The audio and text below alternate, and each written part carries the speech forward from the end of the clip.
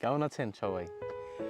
আজকে আমি যেই বিষয়টা নিয়ে কথা বলতে চাই, তিনি একজন প্রখ্যাত বাংলা সাহিত্যের একজন অনেক বড় একজন কবি। তিনি হচ্ছেন শামসুর রাহমান।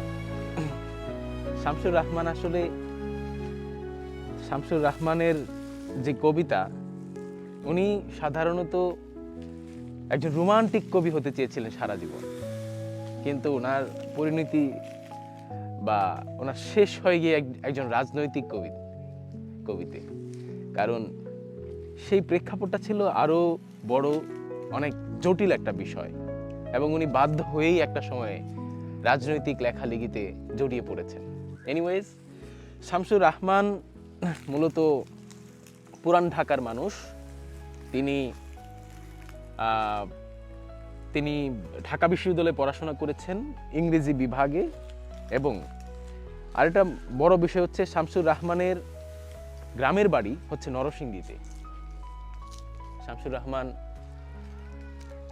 তিনি আধুনিক যেই কবি আছেন, আমাদের যত কবিতা, আমাদের আধুনিক কবিদের মধ্যে শামসুর রাহমান অন্যতম।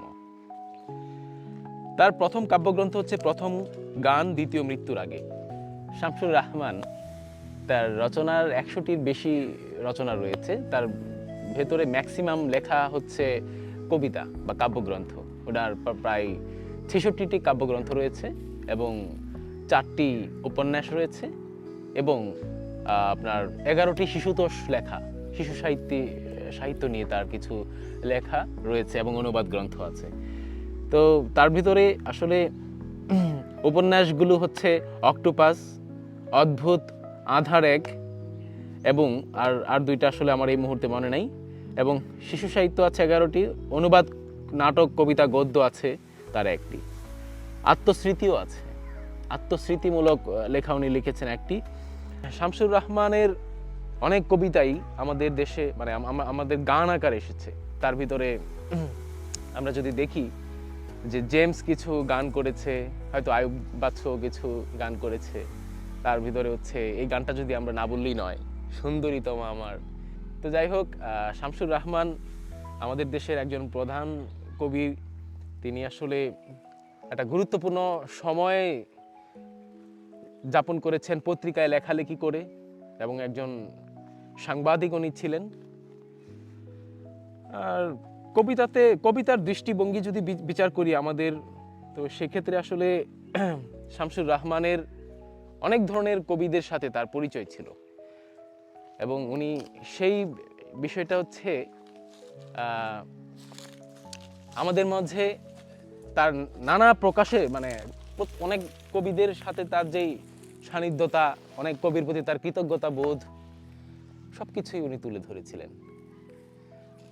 আসাদকে যখন গুলি করে মেরে ফেলা হয়, তখন ওই একটা মিছিল যাচ্ছিল আপনার হচ্ছে ঢাকা ইউনিভার্সিটির শহীদ মিনার থেকে শুরু করে আপনার গুলিস্তান দিয়ে। তো in the meantime Shamsur Rahman যাচ্ছিলেন তার পত্রিকার অফিসে।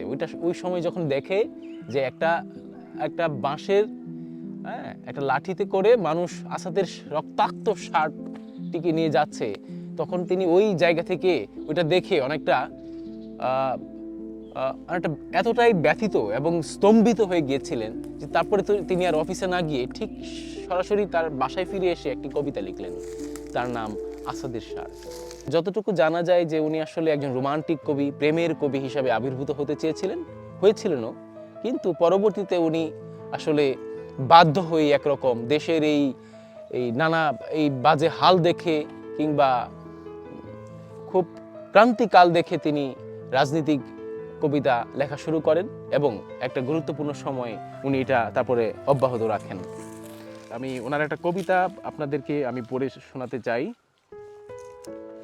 কবি সম্মেলনে তেজি যুবরাজ, প্রেমের নিকট বাস্তবিক বড় নয়, বড় অসহায়।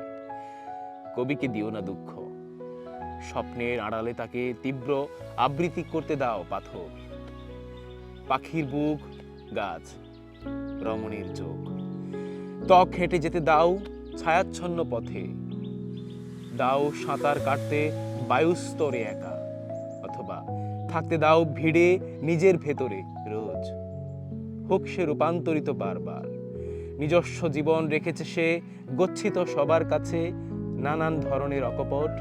কবিকে দিও না দুঃখ, একান্ত আপন দুঃখ তাকে খুঁজে নিতে দাও। ছায়াবিধি, রবার্ট ফ্রস্টের একটা কবিতা উনি অনুবাদ করেছিলেন। উনি একজন ভালো অনুবাদকই ছিলেন নিঃসন্দেহে বলা যায়। তো আমি পড়ছি, সেই একই পাতা বারংবার ঝরে যায়, ঝরে যায়, ছায়া দিয়ে ওরা ঝরে যায়। ওরা ঝরে গেলে মৃত্তিকায় অনুজ্জ্বল বাদামি নকশার জন্ম হয়। চামড়ার দাস্তানার মতো ওরা মৃত্তিকাকে ঢাকে ঢাকে। পাতাগুলো আবার উপরে উঠে এসে গাছেদের আরেক ছায়ায় ভরে তোলার আগেই উপরে উঠেছে যারা, তাদের অনেক কাছাকাছি এসে ফের ওদের পড়তে হবে ঝরে। আধারে যেতেই হবে নেমে ক্ষয়ে ক্ষয়ে। ওদের ওদের হতেই হবে দীর্ণ ফুলে, থাকবে ওরা সেই নৃত্যপর ফুলের চঞ্চল পদতলে। যদিও যদিও এইটে অন্য জগতের খেলা, জানি এই রীতি আমাদের জগতেরও। তার মানে উনি অনুবাদ করতেন, অনুবাদের সাথে সাথে উনি আসলে নিজের মৌলিক লেখা লিখেছেন এবং উনি নানা কিছুতে তার কবি সত্যের প্রকাশ উনি ঘটিয়েছেন। তবে আসলে সবচেয়ে বড় বিষয় হচ্ছে যে উনি 1929 সালে জন্মগ্রহণ করে 2006 সালে আসলে মৃত্যুবরণ করেন। তো উনি মারার আগে একটা বিষয়ে উনি বলে যান, যে কথাটা আমার আজও মনে আছে। তো উনি বলে গিয়েছিলেন যে আমি তো হয়তো চলে যাব, আমি হয়তো চলে যাব, এই দেশ ছেড়ে চলে যাব, পৃথিবী ছেড়ে চলে যেতে হচ্ছে, কিন্তু এই দেশের প্রতি আমার যে ঋণ, মানুষের প্রতি যে ঋণ, তা আমি ভাষায় প্রকাশ করার মতো আমার সেই সাহস, আমার ভাষায় প্রকাশ করার মতো যেই যোগ্যতা, সেটি আমার নাই। আমি আমি এই আর কি, আমি হয়তো চলে যাব। তখন উনি কান্না করতে করতে এই কথাটা বলেছিলেন, উনি যখন শয্যাশয়ী অবস্থা ছিলেন। আপনাদেরকে অশেষ ধন্যবাদ। আমি নেক্সট আবার কখনো আবার কোনো কবিতা, কোনো বই, কোনো কিছু নিয়ে আবার নিশ্চয়ই আলোচনা করব।